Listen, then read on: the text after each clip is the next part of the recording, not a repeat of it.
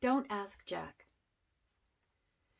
Nobody knew where the toy had come from, which great-grandparent or distant aunt had owned it before it was given to the nursery.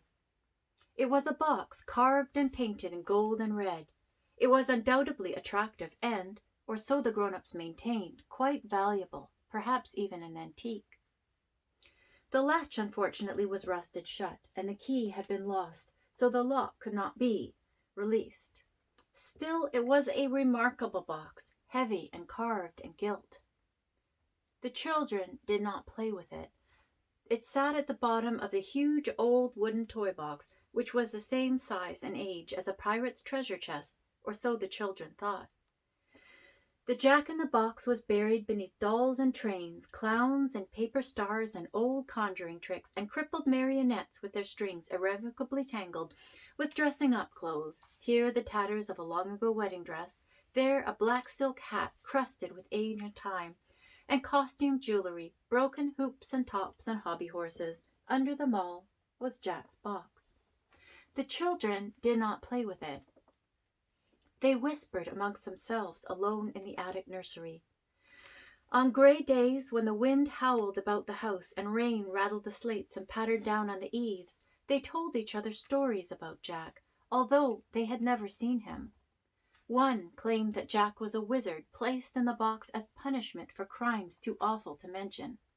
Another, I'm certain it must have been one of the girls, claimed that Jack's box was Pandora's box and Jack was guardian, placed in the box to prevent the bad things inside it from coming out once more. They would not even touch the box, although, as happened from time to time, one of the adults would mention whatever had happened to that sweet old Jack-in-the-Box and place it in a position of honor on the mantelpiece. Then the children would pluck up their courage and later hide it, once again in the darkness. The children did not play with the Jack-in-the-Box. And when they grew up and left the great house, the attic nursery was closed up and almost forgotten. Almost, but not entirely, for each of the children remembered walking alone in the moon's blue light on his or her own bare feet up to the nursery.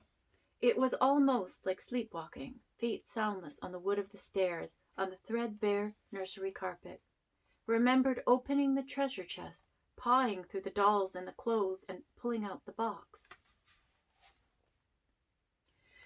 And then the child would touch the catch and the lid would open, slow as a sunset, and the music would start to play, and the Jack would slowly come out. Not with a pop and a bounce, he was no spring-heeled Jack, but deliberately, intently. He would rise from the box and motion to the child to come closer and closer and smile. And there in the moonlight, he told them each things that they could never quite remember, things they were never able to entirely forget. The oldest boy died in the Great War. The youngest, after their parents died, inherited the house, although it was taken from him when he was found in the cellar one night with cloths and paraffins and matches, trying to burn the great house to the ground. They took him to the madhouse, and perhaps he is there still. The other children, who had once been girls and now were women, declined, each and every one, to return to the house in which they had grown up, and the windows of the house were boarded up, and the doors were locked with great iron keys.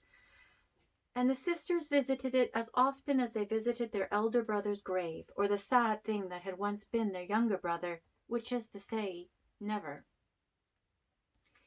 Years have passed, and the girls are old women, and owls and bats have made their homes in the old attic nursery.